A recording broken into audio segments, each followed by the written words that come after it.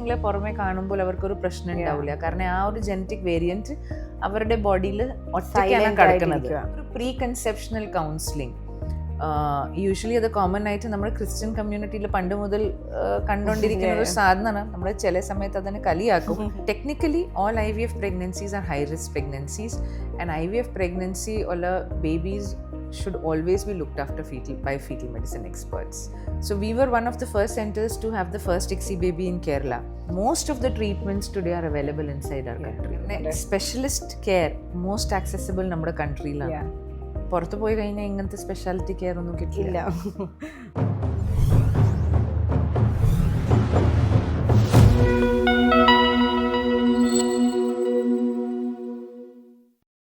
ഈ genetic test normally ചെയ്യാനായിട്ട് ഉദ്ദേശിക്കുന്ന സിറ്റുവേഷൻസ് എന്തൊക്കെയായിരിക്കും? പ്രീവിയസ്ലി എന്തെങ്കിലും അസുഖമുള്ള ആൾക്കാരുടെ അങ്ങനെ എങ്ങനെയാണത്? യൂഷ്വലി എങ്ങനെ വെച്ചാൽ നമ്മുടെ ഫാമിലിയിൽ ഹിസ്റ്ററി ഉണ്ടാവും. ഫാമിലിയിൽ നേരത്തെ നമുക്ക് ഇപ്പോൾ കോമൺലി കാണുന്നത് കപ്പിൾസ് പറഞ്ഞത് അവർക്ക് ഫസ്റ്റ് പ്രഗ്നൻസിയിൽ ഒന്നും ഉണ്ടായിരുന്നില്ല, പക്ഷെ ജനിച്ച് കഴിഞ്ഞിട്ടാണ് അവരെ മനസ്സിലാക്കിയത് ബേബീൻ്റെ ഡെവലപ്മെൻറ്റൽ മൈൽ സ്റ്റോൺസും എല്ലാം ഡീലേഡ് ആയിരുന്നു. അപ്പോൾ ഇവാലുവേഷന് പോയി കഴിഞ്ഞാൽ അവർക്ക് മനസ്സിലായി ദറ്റ് ബേബിക്ക് ഒരു ജനറ്റിക് അസുഖമുണ്ട്. അപ്പോൾ അങ്ങനത്തെ കേസസിൽ നമ്മൾ അടുത്ത പ്രഗ്നൻസിയിൽ നേരത്തെ തന്നെ ഒരു 3rd month ആകുമ്പോഴത്തേക്കും, ഇപ്പോൾ നേരത്തെ ഞാൻ പറഞ്ഞു നമ്മൾ ബേബീൻ്റെ ചുറ്റത്ത് വെള്ളം എടുക്കും. ഇങ്ങനത്തെ കേസസിൽ നമ്മൾ നേരത്തെ തന്നെ ഒരു 3-ാം മാസം ആകുമ്പോഴത്തേക്കും പ്ലാസെൻറ്റാൻ്റെ ചെറിയൊരു ബയോപ്സി പോലെ ഒരു ടെസ്റ്റ് ചെയ്യും. കൊറിയോണിക് വെല്ലസ് സാമ്പിളിംഗ് ആണ് നമ്മുടെ പറയുക. അപ്പോൾ അതിൽ ഇതുപോലെ തന്നെ ആ പ്ലാസെൻറ്റൽ ബയോപ്സി എടുത്ത് കഴിഞ്ഞാൽ അതിൽ ബേബീൻ്റെ DNA ഉണ്ടാവും. അപ്പോൾ ആ നേരത്തെ ഉള്ള ആൾക്ക് അസുഖം ഈ ആൾക്ക് ഉണ്ടോ ഇല്ല നമുക്ക് നേരത്തെ കണ്ടുപിടിക്കാം. And then accordingly they can take A decision. അതുപോലെ തന്നെ ഈ ബന്ധത്തിൽ കല്യാണം കഴിക്കുന്ന ആൾക്കാർ യൂഷ്വലി അവർ ഈ പ്രീ കൺസെപ്ഷണൽ കൗൺസിലിംഗ്, അതായത് ഈ പ്രഗ്നൻ്റ് ആവുന്ന മുമ്പുള്ള കൗൺസിലിങ്ങിന് വരും. അപ്പോൾ അവർക്ക് എന്തെങ്കിലും ഫാമിലിയിൽ ജനറ്റിക് ഡിസോർഡേഴ്സിൻ്റെ ഹിസ്റ്ററി ഉണ്ടെങ്കിൽ നമുക്കിപ്പോൾ അത് ഒന്ന് നോക്കാനുള്ള ഒരു ജനറ്റിക് ടെസ്റ്റ് അവൈലബിൾ ആണ്. കല്യാണം കഴിക്കുന്ന ആൾക്കാർക്ക് അങ്ങനെ വരാനുള്ള സാധ്യത കൂടുതലാണെന്ന് പറയുന്നത്. there are certain genetic disorders, അത് 2 പേർക്ക് ആ വേരിയേഷൻ ഉണ്ടെങ്കിൽ അത് ഒരുമിച്ച് കുട്ടിക്ക് കിട്ടുമ്പോഴാണ് ആ ജനറ്റിക് ഡിസോർഡേഴ്സ് വരാം. അപ്പോൾ ബന്ധത്തിൽ കല്യാണം കഴിക്കുമ്പോൾ അങ്ങനത്തെ വേരിയേഷൻസ് നമുക്ക് ഒരുമിച്ച് യോജിക്കാനുള്ള സാധ്യത കൂടുതലാണ്. അത് സൈലന്റ് ആയിട്ടിരിക്കണം. അപ്പോൾ പേരൻസിന് നിങ്ങളെ പുറമെ കാണുമ്പോൾ അവർക്കൊരു പ്രശ്നം ഉണ്ടാവില്ല. കാരണം ആ ഒരു ജനറ്റിക് വേരിയന്റ് അവരുടെ ബോഡിയിൽ ഒറ്റയ്ക്കാണ് കിടക്കുന്നത്, സിംഗിൾ ഡോസിലാണ് കിടക്കുന്നത്. പക്ഷേ കുട്ടി എങ്ങനെ ഉണ്ടാവുന്നത്? Half set of genetic material is coming from the mother, half set is coming from the father. അപ്പോൾ ആ ഈ സിംഗിൾ ആയിട്ട് കിടക്കുന്ന ജീൻസ് ഒരുമിച്ച് ആ ഡബിൾ ഡോസിലായി കഴിഞ്ഞാൽ ബേബീൻ്റെ അകത്ത് അത് എക്സ്പ്രസ് ചെയ്യും. അപ്പോൾ അതുകൊണ്ടാണ് ഈ ബന്ധത്തിൽ കല്യാണം കഴിക്കുന്ന ഫാമിലീസിൽ നമ്മൾ വെരി കോമൺലി കാണുന്നത് പേരൻസിനൊരു കുഴപ്പമുണ്ടാവില്ല, അവരുടെ ജനറേഷൻസിൽ അങ്ങനെ കുഴപ്പമുണ്ടാവില്ല, പക്ഷേ കുട്ടിക്ക് അങ്ങനെ ഒരു പ്രശ്നം വരും. ഇപ്പം ഡോക്ടർക്ക് ഇപ്പോൾ ഇതുപോലെ ഇങ്ങനെ വരാൻ, അതായത് 20-35 ഇയേഴ്സിൻ്റെ ഇടയിൽ ഇങ്ങനെ വരുന്ന പ്രഗ്നൻറ്റ് ആയി വരുന്ന ആൾക്കാരോട് പറയാനായിട്ട് ഇപ്പോൾ എന്തെങ്കിലും ഒരു പ്രിക്കോഷണറി മെഷറായിട്ട് എന്തെങ്കിലും പറയാനുണ്ടോ? ഫോർ എക്സാമ്പിൾ ഇപ്പോൾ ലൈഫ് സ്റ്റൈൽ ചേഞ്ചസിനെ കുറിച്ചോ അല്ലെങ്കിൽ എന്തെങ്കിലും ടെസ്റ്റുകൾ പ്രഗ്നൻസിക്ക് മുന്നേ ഒരു കൗൺസിലിംഗ് ചെയ്യുന്നതിനെ കുറിച്ചോ ഇപ്പോൾ എത്ര പേര് അങ്ങനെ ചെയ്യുന്നുണ്ടെന്ന് നമുക്ക് അറിയില്ലല്ലോ. ഐ തിങ്ക് പ്രത്യേകിച്ച് ടെസ്റ്റ് ഒന്നുമില്ല. ലൈഫ് സ്റ്റൈൽ പൊതുവേ നമ്മുടെ എല്ലാവരുടെ കുറച്ച് മോശമാണ്. അത് പ്രഗ്നൻ്റ് ആയിട്ടില്ലെങ്കിൽ ആവാനുണ്ടെങ്കിൽ അതൊരു ഹെൽത്തി ലൈഫ് സ്റ്റൈലിലേക്ക് നമ്മൾ എന്തായാലും പോകണം. പക്ഷേ ഐ തിങ്ക് ഒരു പ്രീ കൺസെപ്ഷണൽ കൗൺസിലിംഗ് യൂഷ്വലി അത് കോമൺ ആയിട്ട് നമ്മുടെ ക്രിസ്ത്യൻ കമ്മ്യൂണിറ്റിയിൽ പണ്ട് മുതൽ കണ്ടുകൊണ്ടിരിക്കുന്ന ഒരു സാധനമാണ്. നമ്മൾ ചില സമയത്ത് അതിനെ കളിയാക്കും, പക്ഷേ scientifically it is very good. Because നമ്മുടെ എന്താ ഫേസ് ചെയ്യാൻ പോണത് അത് നമുക്കൊന്ന് പ്രിപ്പയർ ആക്കും. നമ്മുടെ എന്താ ടെസ്റ്റ് ചെയ്യേണ്ടി വരുമില്ല അതൊക്കെ പിന്നെ. പക്ഷേ ഒരു pre conceptional counselling with your gynaecologist is something which I think is very beneficial and everybody should go for it. ഇപ്പോൾ കല്യാണം കഴിയുന്നത് ഇപ്പം ലേറ്റ് അല്ല, ഇപ്പോൾ 27 ആണെങ്കിൽ പോലും എല്ലാവരും ഒരു 5 year കഴിഞ്ഞിട്ടാണ് കൺസീവ് ചെയ്യാം എന്ന് വിചാരിക്കുന്നത്. ഇപ്പോൾ അത് ശരിക്കും ഇങ്ങനെയുള്ള കുട്ടികളുടെ ഹെൽത്തിനെ ശരിക്കും എഫക്റ്റ് ചെയ്യുന്നുണ്ടാവില്ലേ? അപ്പോൾ ശരിക്കും പറഞ്ഞാൽ നമ്മൾ ആദ്യത്തെ ബേബി ഏകദേശം 25 കഴിക്കുന്നതെങ്കിൽ എത്ര വയസ്സിനുള്ളിൽ ഉണ്ടാവുന്ന എന്നാണ് ഡോക്ടർ ഒരു ideal age? I will actually differ from answering this question. See, ഇപ്പോൾ എല്ലാവർക്കും there are a lot of options. ഒരിക്കലും എനിക്ക് പറയാൻ പറ്റില്ല that you today women are career oriented. ഒരിക്കലും എനിക്ക് പറയാൻ പറ്റില്ല 25 വയസ്സായി ആദ്യം കുട്ടി ഉണ്ടാക്ക് എന്നിട്ട് കരിയർ നോക്കിയാൽ മതി. But yes, because when you're delaying your pregnancy beyond a certain, if you're 30 കഴിഞ്ഞിട്ട് if you're planning a pregnancy, I think you should definitely go and meet your gynecologist and discuss your options. Because അതൊരു വല്ലാണ്ടായിട്ട് deal എന്തെങ്കിലും ഉദ്ദേശിക്കുന്നുണ്ടെങ്കിൽ you can always go and discuss even options like egg freezing. And see, നാളെ അത് നിങ്ങൾ ഉപയോഗിക്കോ ഇല്ലേ is not the question. പക്ഷെ വേണ്ടി വന്നാൽ you always have that reservoir with you. So I think proper education with your consultant doctor is what is most important. പിന്നെ situation അനുസരിച്ച് നമുക്കതിന് വ്യത്യാസം വ്യത്യാസം ഈ IVF ട്രീറ്റ്മെന്റ്സ് ചെയ്ത് പ്രഗ്നൻസി വരുന്നുണ്ടല്ലോ, അപ്പൊ അങ്ങനെ വരുമ്പോൾ ഇങ്ങനെയുള്ള സാധ്യതകൾ കുറവാണോ കൂടുതലാണോ അതോ അതിന് സെയിം ഇഫക്റ്റ് തന്നെയാണോ ഉണ്ടാവുക? യൂഷ്വലി IVF pregnancies അവർക്ക് എന്തെങ്കിലും കുഴപ്പം കൊണ്ട് means any problem because they have a problem അതുകൊണ്ടാണല്ലോ അവർ IVFലേക്ക് വരുന്നത്. അപ്പോൾ technically all IVF pregnancies are high risk pregnancies and IVF pregnancy ഉള്ള babies should always be looked after by fetal medicine experts. അപ്പോൾ that is something that should be followed as a rule. Doctor, ഇപ്പോൾ സൈമറിൽ നമ്മൾ എന്തൊക്കെ facilities ആണ് offer ചെയ്യുന്നത്? ഇവിടെ സൈമറിൽ actually നമ്മൾ കൂടുതലായിട്ട് it's known as a women's hospital. ഇപ്പോൾ ചോദ്യ വന്ന കാരണം സൈമറിന് പറഞ്ഞാൽ actually it has come from our main hospital which is Edappal hospitals that is in Malappuram. ആ ഹോസ്പിറ്റലിലത്തെ ഒരു ഫ്ലോറാണ് Cimar. And the Cimar was actually started as an IVF department. അവിടുത്തെ IVF ഡിപ്പാർട്ട്മെൻ്റ് ആയിരുന്നു. നമ്മുടെ head of the department doctor KK ഗോപിനാഥനാണ് ഇത് തുടങ്ങിയത്. സോ നേരത്തെ പറഞ്ഞ പോലെ ഈ IVF ട്രീറ്റ്മെൻറ്റ് ബേബീസ് എല്ലാം ഹൈ റിസ്ക് ബേബീസ് ആണല്ലോ. So we were one of the first centres to have the first ICSI baby in Kerala. എന്നിട്ട് as time went by Gopi sir realized it is not enough to just make them pregnant. It is also his moral duty to make sure that these babies are born normal. അങ്ങനെയാണ് the first fetal medicine department was started in Kerala in Edappal Hospital in 2000. So അവിടെ നിന്നാണ് then he realized that this is something that is really the need of the hour. അവിടെ നിന്ന് നമ്മുടെ department develop ചെയ്ത് when we shifted to Cochin he only wanted to build a one-stop care center for the women.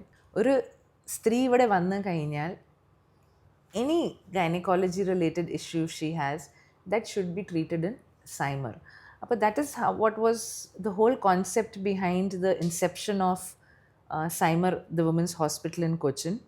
അപ്പോൾ ഇവിടെ നോക്കി കഴിഞ്ഞാൽ we actually have a mom block wherein routine pregnancies, അതായത് naturally pregnant ആയി low risk pregnancies, they are looked after in that unit. പിന്നെ we have the very specialty department, that is the IVF department. പിന്നെ we have our feto-maternal department which is the chief is Dr. Bijoy Balakrishnan and then I work with him. And then we have the neonatology department. അപ്പോൾ ഈ എല്ലാം നമ്മുടെ ഒരുമിച്ച് വരുമ്പോൾ it is a chain.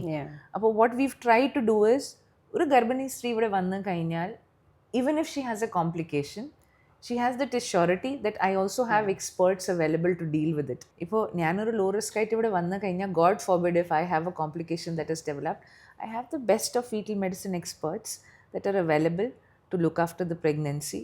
വേറെ gynaecological problems അല്ലെങ്കിൽ pregnant ആവുന്ന related issues ഉണ്ടെങ്കിൽ again I have the best of infertility experts. അതാണ് പറയുന്നത് സൈമർ ദ വിമൻസ് ഹോസ്പിറ്റൽ. അതെ, അങ്ങനെയാണ് ഈ സൈമർ ദ വിമൻസ് ഹോസ്പിറ്റൽ പേര് വന്നത്. ഞങ്ങൾക്ക് കാണാൻ പറ്റി. ഇപ്പൊ ഇവിടെ തന്നെയാണെങ്കിൽ എനിക്ക് തോന്നുന്നു ഇവൻ നമ്മുടെ പ്രസവം കഴിഞ്ഞിട്ടുള്ള ചികിത്സയ്ക്ക് വരെ നിങ്ങളിവിടെ ഓപ്ഷൻ കൊടുക്കുന്നുണ്ട്. ഇപ്പോൾ അങ്ങനെ നമ്മുടെ ഒരു നെക്സ്റ്റ് ലെവലിലേക്ക് പോവാണ്. Good nice. പ്രഗ്നൻസി എന്ന് പറഞ്ഞ വരുന്ന ആൾക്കാർക്ക് തന്നെ അതൊരു ഭയങ്കര ഹാപ്പി മൊമെന്റ് ആണല്ലോ. നമുക്ക് കുറച്ചുകൂടെ നന്നാക്കാൻ പറ്റുന്ന എന്തെങ്കിലും ഒരു സന്ദർഭം ഉണ്ടായിട്ടുണ്ടോ? അത് എനിക്ക് 4-5 വർഷം മുമ്പായിരുന്നു. അന്നൊക്കെ നമ്മുടെ ഫീറ്റോസ്കോപ്പിൻ്റെ ഇൻസ്ട്രുമെൻറ്റ് മേടിച്ചിട്ടുള്ളൂ. അപ്പം ഞങ്ങളും ഇങ്ങനെ പഠിച്ചു വരാണ്. അന്നൊക്കെ ഞാനും ഡോക്ടർ ബിജോയ് നമുക്ക് അങ്ങനെ ഒരു കേസ് വന്നു കഴിഞ്ഞാൽ നമ്മൾ ചെന്നൈ പോകും. കാരണം ചെന്നൈ ഞങ്ങൾ വേറെ സാർ ഉണ്ടായിരുന്നു. ആ സാർ അങ്ങനെ എന്തെങ്കിലും കേസ് ചെയ്യുമ്പോൾ ഞങ്ങൾ വിളിക്കും. ഞങ്ങളിവിടെ പോയി നോക്കും സാർ എങ്ങനെയാണ് ചെയ്യുന്നത്. അപ്പോൾ അന്നൊരു കപ്പിൾ ഞങ്ങളടുത്ത് ഇതുപോലെ ഒരു കേസ് വന്നു. പക്ഷെ അവർക്ക് ചെന്നൈ പോകാൻ പറ്റില്ല, ഞങ്ങൾ തന്നെ ചെയ്ത് കൊടുക്കണം. അപ്പോൾ ഞങ്ങൾ പറഞ്ഞു ഞങ്ങൾക്ക് ഇത്ര ഒരു എക്സ്പീരിയൻസ് ഉള്ളൂ. പക്ഷെ എന്നാലും God knows for what reason they had that faith in us and they decided that they want to do the procedure with us. നമ്മളത് ചെയ്തു. സാധാരണയായിട്ട് ഈ പ്രൊസീജിയർ 1 മണിക്കൂർ എടുക്കുള്ളൂ, നമ്മൾ 4 മണിക്കൂർ എടുത്തു. നമ്മൾ വിചാരിച്ചു ഇനിയിപ്പോൾ എന്തായാലും പിറ്റേ ദിവസം രാവിലെ നമുക്ക് ഒന്നും പ്രതീക്ഷിക്കാനില്ല. പക്ഷേ next day by God's grace 2 പേർ ഓക്കെ ആയിരുന്നു. And that couple was so nice. അവർ ത്രൂ ഔട്ട് ദ പ്രഗ്നൻസി നമ്മുടെ കൂടെ തന്നെ നിന്നു. ഇവിടെ തന്നെ തൊട്ടടുത്ത് അവർ വീടെടുത്ത് താമസിച്ചു. എന്നിട്ടൊരു 32 വീക്സ് വരെ അവർ നമ്മുടെ അടുത്ത് തന്നെ നിന്ന് ഇവിടുന്ന് തന്നെ പ്രസവിച്ചിട്ട് പോയി. അത് ശരിക്കും ഭയങ്കര ഒരു അനുഭവമാണ്. കാരണം ഈ പ്രഗ്നന്റ് ആയിട്ട് വരുന്ന ആൾക്കാർ ബേസിക്കലി ഇവിടെ വന്ന് ഈ ഒരു കാര്യം പറയാം, എൻ്റെ കുട്ടിക്ക് എന്തെങ്കിലും പ്രശ്നം ഉണ്ടെന്ന് മനസ്സിലാക്കി അതിൽ നിന്നൊന്ന് റിലീവായി കുട്ടി പ്രസവിച്ച് ഹെൽത്തി ആയിട്ട് പോകാൻ പറ്റുന്ന സാഹചര്യങ്ങൾ വരെ ഉണ്ടല്ലോ. ചില സമയത്ത് ഇത് പേഷ്യൻസിൻ്റെ കോൺഫിഡൻസ് ആണ് പറയുക. കാരണം ഇതുപോലെ തന്നെ വേറൊരു കേസ് ഉണ്ടായിരുന്നു. ഈ നേരത്തെ നമ്മുടെ ഈ ഹീമോഗ്ലോബിൻ കുറഞ്ഞ കേസ് പറഞ്ഞല്ലോ, ഒരമ്മ ഞങ്ങളുടെ അടുത്ത് വന്നു. 20 വീക്സിൽ ബേബീൻ്റെ ചുറ്റും ഫുൾ നീരായിട്ടാണ് വന്നത്. വിച്ച് മീൻസ് ഓൾമോസ്റ്റ് എല്ലാ ഓർഗൻസ് ഫെയിൽ ആവാനുള്ള ഒരു അവസ്ഥയാണ്. നമ്മുടെ മറ്റേ അംബലിക്കൽ കോർഡിൻ്റെ സാമ്പിൾ നോക്കുമ്പോഴേ ഹീമോഗ്ലോബിൻ ആകെ 4 അപ്പം ഞങ്ങൾ വിചാരിച്ചു ഇത് കഴിഞ്ഞു. പക്ഷെ അത് ആ ഒരു അമ്മൻ്റെ വിശ്വാസമായിരുന്നു, ഡോക്ടർ കുഴപ്പമില്ല. ആ ബേബിക്ക് എനിക്ക് തോന്നുന്നുണ്ട് ഒരു 6 പ്രാവശ്യം ത്രൂ ഔട്ട് പ്രഗ്നൻസി നമ്മുടെ ബ്ലഡ് കയറ്റി കാണും. അപ്പൊ നമ്മൾ ഈ ബ്ലഡ് നോർമലി ഉള്ള ബ്ലഡ് ആണോ? അത് നമ്മുടെ സ്പെഷ്യൽ രീതിയിൽ ഒരു O negative blood group special രീതിയിൽ നമ്മൾ പ്രിപ്പയർ ചെയ്തിട്ട് വേണം ആ ബ്ലഡ് കയറ്റാൻ. പക്ഷെ എല്ലാ പ്രാവശ്യം കയറ്റുമ്പോഴും there is always a risk of abortion. അത് 19 ആഴ്ചയിൽ ഈ 4 ഹീമോഗ്ലോബിൻ വെച്ചിട്ട് നമ്മൾ തുടങ്ങി. എന്നിട്ട് അത് 35 ആഴ്ചയിലാണ് പ്രസവിച്ചത്. ഇപ്പോൾ ആ കൊച്ചു ഓൾമോസ്റ്റ് 5-6 വയസ്സായി. 5-6 ഒരു 8 വയസ്സായി. ഈ അങ്ങനെ പ്രസവിച്ചു പോയ ആരെങ്കിലും തിരിച്ചിവിടെ വന്ന് കണ്ടിട്ടുണ്ടോ? ഒത്തിരി പേര് ഇപ്പം ചില ആൾക്കാരുണ്ട്, അവരുടെ ബേബീൻ്റെ ബർത്ത്ഡേൻ്റെ അന്ന് ഞങ്ങൾക്ക് വിഷസ് അയക്കും. അത് കാണുമ്പോൾ ഞങ്ങൾക്ക് സന്തോഷമുണ്ട്. പിന്നെ കുറച്ച് പ്രായമായി, അതും അങ്ങനെ realisation very sweet of them. അവരുടെ ബേബി ഇപ്പോഴും ഇപ്പോൾ എനിക്ക് ഈ പറഞ്ഞ പേഷ്യൻറ്റിൻ്റെ ബേബി ഇപ്പോൾ 7-8 വയസ്സായിട്ടുണ്ട്. പക്ഷെ ഇപ്പോഴും എല്ലാ വർഷം ആ ബർത്ത്ഡേൻ്റെ അന്ന് ഞങ്ങൾക്ക് വിഷസ് അയക്കും. ആണോ? അല്ല, അത് ശരിക്കും പറഞ്ഞാൽ അവരുടെ ജീവിതത്തിൽ ഏറ്റവും വലിയൊരു സംഭവത്തിനാണല്ലോ നിങ്ങൾ. ഞങ്ങളെ ബർത്ത്ഡേ സെലിബ്രേഷൻ പോലത്തെ ഒരു ഫീലിംഗ്. ഓക്കെ, ഇനി എന്താണ് ആക്ച്വലി നിങ്ങളുടെ നെക്സ്റ്റ് ഒരു ലെവലിലേക്ക് നോക്കുവാണെങ്കിൽ ഇവിടെ കൊണ്ട് നിൽക്കുകയാണോ? അതോ എന്തൊക്കെ പുതിയ ടെക്നോളജീസ് ആണ് പുതിയതായിട്ട്? ഇനി നമ്മുടെ ഫീറ്റൽ തെറപ്പിക്ക് തന്നെ കുറച്ചും കൂടി പുതിയ അഡ്വാൻസ് ടെക്നോളജീസ്, വയറിൻ്റെ ഉള്ളിൽ ഇരിക്കുന്ന ബേബീൻ്റെ ട്രീറ്റ്മെൻറ്റ്സ്, അങ്ങനത്തെ കുറേ ഇപ്പോൾ ഓപ്ഷൻസ് കൂടുതലായിട്ട് വരുന്നുണ്ട്. ഫോർ എക്സാമ്പിൾ ഇപ്പോൾ ചില സമയത്ത് നമുക്ക് ഈ ലങ്സും വയറ് തമ്മിലൊരു സെപ്പറേഷൻ ഉണ്ട്, ഡയഫ്രാം എന്ന് പറയാം. അതിലൊരു ഹോൾ ഉണ്ടെങ്കിൽ ഹെർണിയ വന്നു കഴിഞ്ഞാൽ നമ്മുടെ അബ്ഡോമിനൽ ഓർഗൻസ് നമ്മുടെ ചെസ്റ്റിലേക്ക് കയറി പോകും.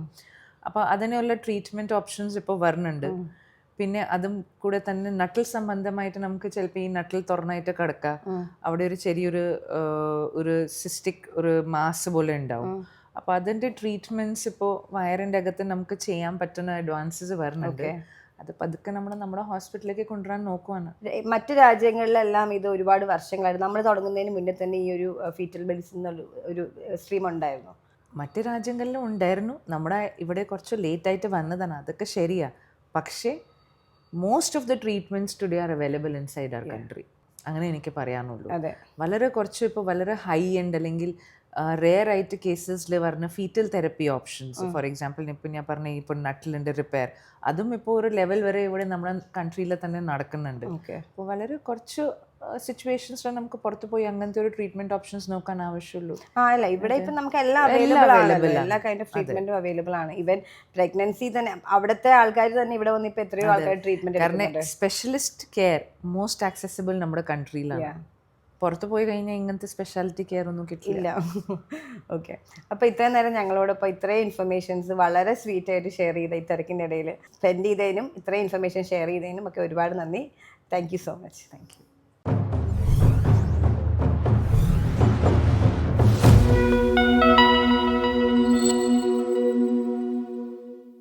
MyFin TV. Download the app now.